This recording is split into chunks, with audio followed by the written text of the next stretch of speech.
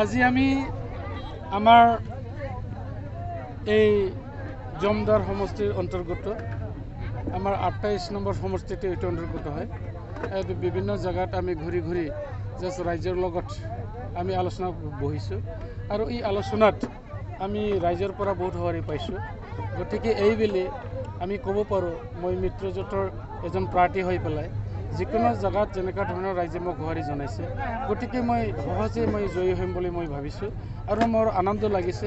এনেকুৱা মানে ৰাইজে মানে স্ফূৰ্তভাৱে ওলাই আহি পেলাই মোক যে এনেকুৱা মানে আদৰি জনাইছে বা আমাৰ আলোচনাত সিহঁতে যে ভাগ লৈছে, এইটো সঁচাকৈ এটা ভাল লক্ষণ। আজি স্যার দেখা গৈছে বহুত এই মত বিনিময় অনুষ্ঠানত আহিছে, এই বিষয়ত আপোনাৰ জয় কি বুলি ভাবে?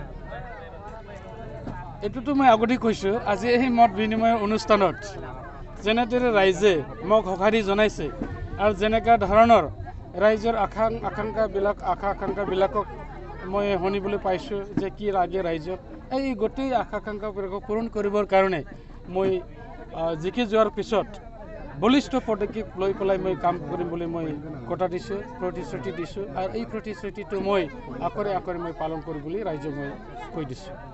স্যাৰ বেলেগ ৰাজনীতিৰ কন্টেস্ট হ'ব বুলি ভাবো নাকি? আমি যদি নিৰ্বাচনত নামো প্ৰতিদ্বন্দ্বিতা হ'ব, প্ৰতিদ্বন্দ্বিতা নোহোৱাকৈ ৰাজনীতিত যুঁজ কেতিয়াও নহয়।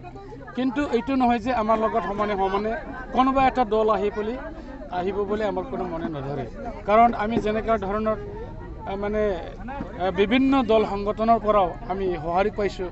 গতিকে এই সঁহাৰি পোৱাক যদি আমি দেখিবলৈ পাওঁ, নিশ্চয়কৈ ইয়াত কোনো দলে মানে আমাৰ দলৰ লগত কম্পিট কৰিবৰ কাৰণে তেনেকুৱা দল নাই বুলি মই আজিৰ তাৰিখত ভাবোঁ।